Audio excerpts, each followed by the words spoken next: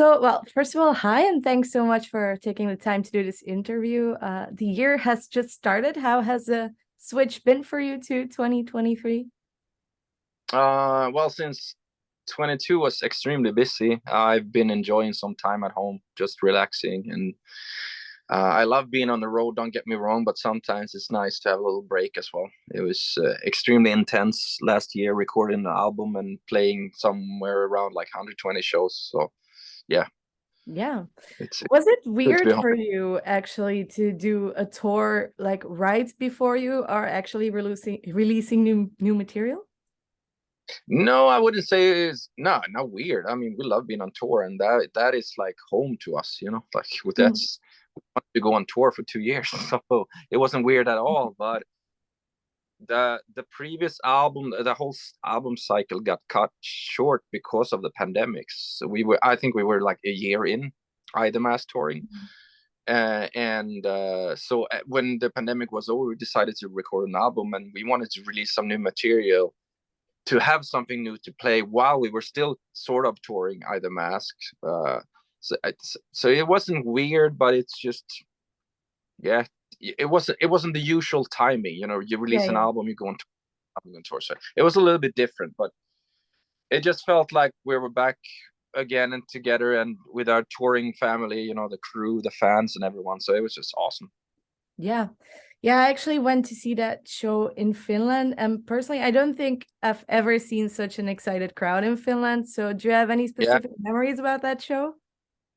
Yeah, no, I mean it was great. We had a good time, amazing. I mean, we played that venue a bunch of times, and I think this was the best one. And you know, it just feels so good to see people smiling and having a good time, and the energy that we exchange, the band and the fans are, you know, when it's like that, it's a perfect night. So it was awesome.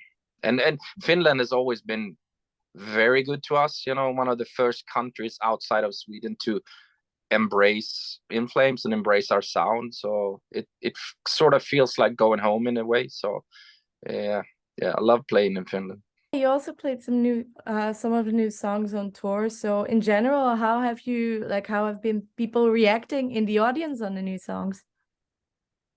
I feel great, and I think the people are excited. And you know, we play new songs next to very old songs, and I think the flow of the whole set list works really well. And yeah, people going crazy, which is a good sign, I guess. Now, going to the new record, obviously you guys have a pretty long history and have written so much music that I guess your writing process hasn't really changed that much over all the years. But with this record, like many bands, because of the pandemic, you were given more time, I guess, than usually. Do you feel like time maybe had sort of an effect on how the record turned out to be? To be honest, not. I mean, well, depends on what we're talking about. Yeah, the time being absent from the band definitely had an impact on the album, but it's not. We are not writing. We haven't been writing through the whole pandemic, and I mean, me and Björn, we need to be in the same room sort of to create what we do. And I saw him once during the whole pandemic. Of course, we talk, and you know, we talk on the phone and stuff like that. And but writing, we didn't do it until we were out of the pandemic. So we went to USA as November, like in 20, what would it be 21 then, when we were allowed to travel. That's why they took Mm. away the ban from us European traveling to the States. So we went there for 3 weeks just to see what was happening and see what, I mean, we wanted to write something, but we didn't know how it's going to be. And we, as I said, we had to be in the same room and feel that energy and that spark, you know. So that's when we started writing, and then we went home for new year and Christmas, and then we went back to the States in February and recorded and wrote the bulk of the material. So it wasn't the pandemic, right? It wasn't writing in the pandemic. So Mm. we wrote and recorded the album pretty much in 2 months. Wow, that's impressive. I Yeah. presume that you've written probably records in maybe a shorter span, or have you? Yeah. Just the Race was recorded in 11 days or 12 days or something. And wow. yeah, no, I mean, it's quite different these days. You know, back in the day, you were in the rehearsal room together and everybody was trying to get their idea across, but now it's not really. But we last few albums, I mean, it's been for a long time now. We go to a house, so we are living and breathing music 24/7, and then that's where we create what we do. And so it's a little bit different. And yeah, but I think that's what we need. You know, we need to get away from our home life and all the distraction that comes with being at home. If you have an idea in the middle of the night, you can go and record it. If you have it during the day, you can record it. So, and it feels like it's more focused that way, and I like it that way.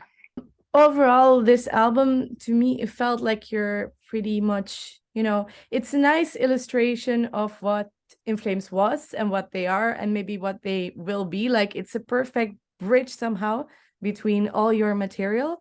How do you feel about that with this record? Yeah, I think that's the only way. I mean, it's we are here today because of our history. You know, like if you take away one album or several albums, it wouldn't be the same. So of course we bring the history with us, and we are going somewhere. I don't know how many albums we still have, but you know, I'm still hungry. I still want to do this. I love it. So it is definitely a mix of everything, you know. And I think if you know In Flames, if you're a fan of our music, then you will definitely recognize this, but you will also find something that is new. And if you're brand new to In Flames, I think this is a great gateway to what we've done in the past. So yeah, it's a good mix. Yeah. Now you talk about like new things as well, and what at least for me felt new was the way you started the record with the beginning of all things that will end, which is the acoustic intro. And I dove back into your previous material, and it seems like that's pretty much the first time that you actually had one separate track as an intro, building up things. And I was wondering if you decided to add this track because, you know, the next track is pretty extreme, so a nice build-up would be really nice. Actually, that track, the intro, the beginning of that name, it was supposed, so we were supposed to do like Foregone were supposed to be 3 parts, like Foregone 1, 2 and 3. So this was supposed to be the bridge between the fast and the more slower or the heavy, whatever you want to call it. But then I felt like this is too good not to just be sandwiched in between, and I really wanted an intro, something, because I didn't want the album to start just like that, you know. And so I said to Björn, like, this is the perfect intro, and I want to use it as an intro for the album. I want to use it as an intro when we play live, and I thought it was too good to not be its own thing. And also it's a way, because the album, like, it ends with End the Transmission, like that's the last thing that we will do, like the last transmission that we have.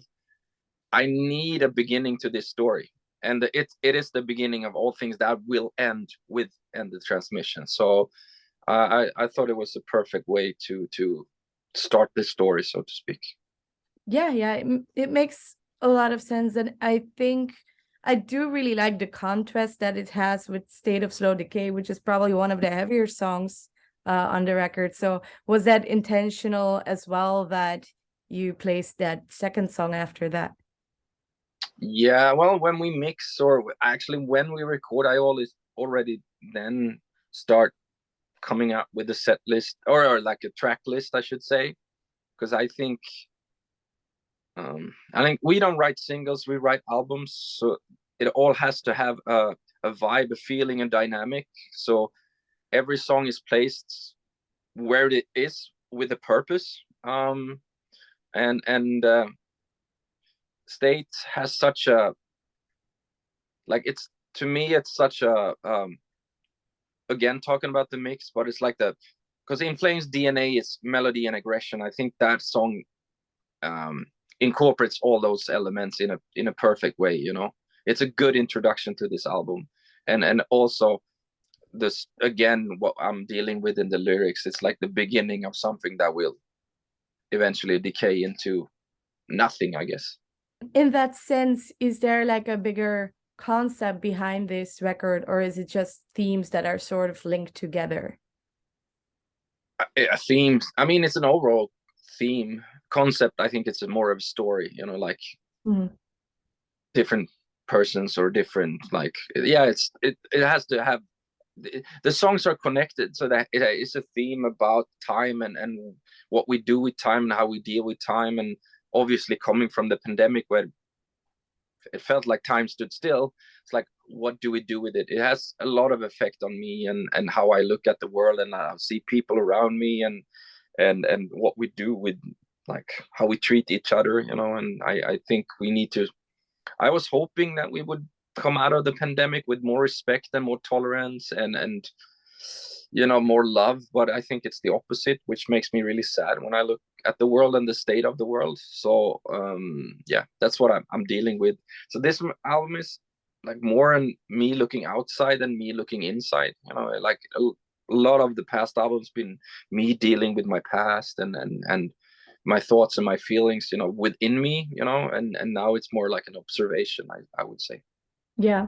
Was it refreshing to write lyrics in that way, seeing that it's not as introspective, maybe?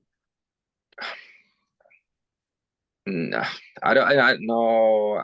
I mean, I don't look at it.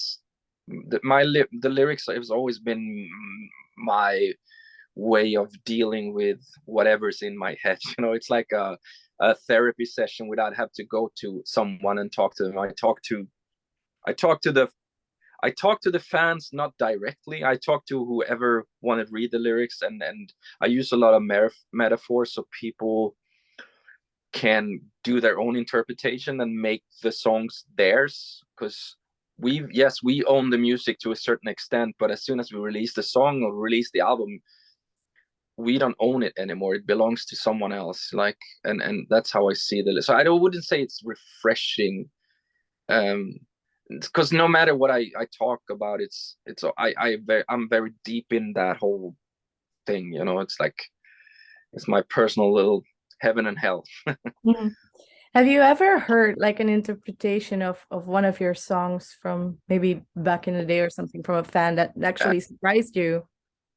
Yeah, many times, and I hear all kinds of things, and sometimes they're on point, and sometimes it's something completely different that I didn't think about. But I will never try to correct someone, because I mean, I think if you feel it like within your heart or your soul or whatever, then that song belongs to you. And I don't want to destroy that feeling, you know. And I answer politely if you really want to know, but usually I keep quiet and be like, yeah, that's awesome. If that's what it means to you, it's amazing. So we already talked about how it sort of encapsulates In Flames very well, but were there any other new elements that you tried maybe in the production or like, you know, vocally in this record?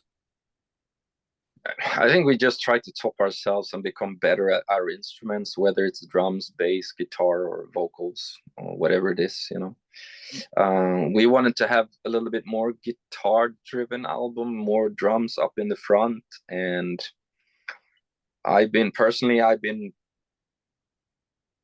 when we went to the States for the first time when we did battles, I got to know a vocal coach, and I've been working with him since. And when I'm there, it's always awesome to see him. He's more like my personal guru more than vocal coach. We just talk about everything, like way before I even get into the practice of my voice or stuff. We just talk about what's going on, and I think that's very cool way to approach the vocals, because I mean, vocals has a lot of emotion. It's not a robot, like, so how you feel inside is how you execute your voice. And so he taught me a lot, and I just try to become better at what I do. Not the greatest singer in the world, but understand my voice. And I think, I mean, personally, I have never been better. Like I think my scream voice are way better. I can control it way more, and I think my clean voice is also more colorful, or whatever you want to say. So, and same goes for the other guys. I mean, bass and drums and guitar are awesome, and everybody should be, or we are. I know for a fact that we are. Everyone's very happy and proud of what they achieved. Yeah, makes sense. Yeah, it's actually interesting the way you do vocal coaching, even if you're like a musician at such a level. So Yeah, does it actually, those sessions, do they inspire you as well to write the music, for instance? I guess, I guess, I mean, if you're happy, you write in a certain way. If you're sad, you write in another way. So I guess. But what I learned the most is to take care of my voice, because when we're on the road too, I do like 1 hour before every show, I have a tape. It's not an actual tape, it's on my phone, but let's call it a tape. So I have a routine that I do, and I work every day, and I think that helped me to become better when I'm on stage. It doesn't take me 3, 4, 5 songs to get up on a certain level. I'm good, ready to go, like when the intro is done, So, and I think yeah, it's better. It's better for everyone. It's better for the people that paid a lot of money to come to see the show. Like Yes. so yeah. One of the songs is called A Dialogue in B flat minor, which I thought was quite funny title for such a serious record. I was wondering if that's actually a working title. No, I mean, the song is in B flat minor, and it's an inner, the song is the inner dialogue. You deal with your own demons, and or like how we prepare ourselves for the world outside, basically, and what we like, mental, like different mental states, and how the outside world would affect us, and then yeah, stuff like that. So no, it's actually a real title that means something. Yeah, yeah, I was, because if you look to classical music, I think a lot of those composers then they added a lot, like what key it was written in the title of the song, but they don't do that nowadays anymore. So I thought it was quite a progressive title, something that you might expect from Opeth or something. Well, yeah, you're right. I mean, I look at that stuff too and see that, and I don't know, we've never used it before. It's not that common in metal music, but I thought it would be. I thought it was a fun title, and then you got to come up with a name, right? So it has Yeah, to be exactly. something. Is it in general difficult for you guys to come up with the title names, or is that something that's completely on you most of the times? I mean, all the lyrics and titles are totally up to me.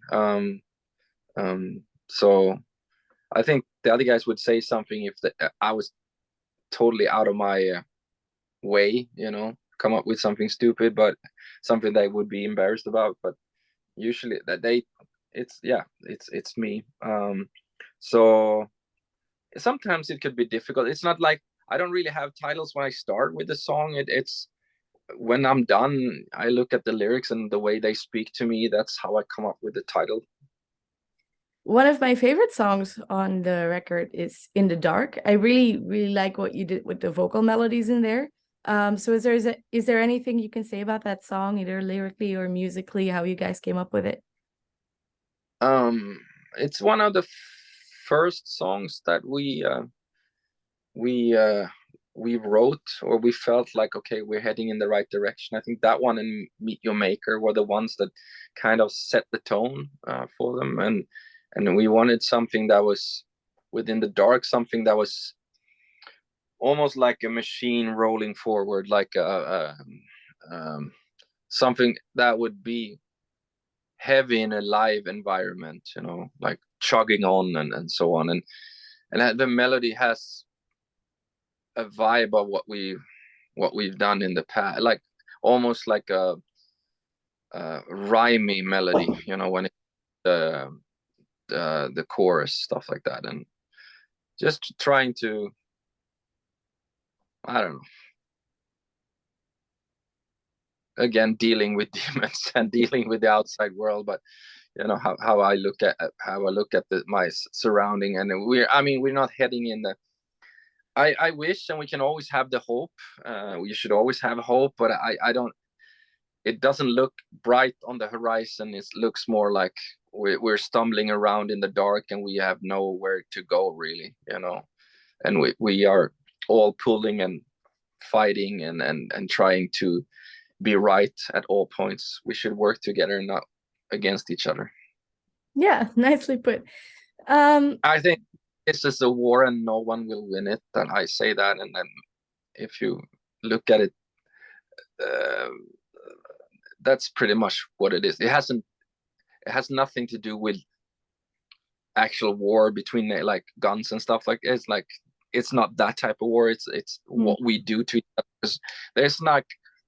I wish there would be more like, okay, agree to disagree, but it's not like it kind of disappeared, you know. Like if you, now I'm just making up a story here, but let's say, because you seem like a nice person, but you and I don't agree on something, and then I can't talk to you anymore, and I fucking hate you because you're like stupid, blah blah blah blah blah. And it's like, that's not where it's supposed to be. We're supposed to be, okay, I don't agree with you, but let's work together anyway, and try to find a way so we actually can agree upon something. But I think the talk that we have on social media or online and all that, even it's within our politics or our politicians now too, all they do is fucking fight all the time. It doesn't matter who you vote for. Everybody's just like, wow, this back and forth, this and that. And it's just like, what the fuck? That's not how we're going to solve our problems. That's not how we're going to come together, you know? And we're like, whoever you love, whatever you come from in the world, whatever, like all this stuff's like, we're people inside. We still have a beating heart, you know, like, and I think that's, we tend to forget that. Yeah, exactly. Yeah, nicely put. What are your other plans for 2023? I suspect there's going to be a lot of touring involved as well. Is there anything confirmed yet? Yeah, we have, I mean, the first swing, we have a little break now since last year was extremely busy. So I think the first will be being in Australia in March. Like we're doing Knotfest in Australia and I think in Japan. So it might be some more Asian dates, and then everything keeps happening now, you know. And if I look at our previous years, taking away the pandemic years, we're gonna be pretty busy doing stuff, and we already have festivals booked and stuff that are not confirmed yet, that we can't really say, but it's gonna happen, and so it's gonna be a busy year for sure. Yeah, that's great to hear. All right, I'm gonna let you go since it's time, but do you have any last thoughts you want to share with your fans? Well, you know, I hope everyone have a good time and be nice and spread the love. It's important, and enjoy this album, and hope it turns into something special for you, you know. And thank you for everyone for letting us do what we do.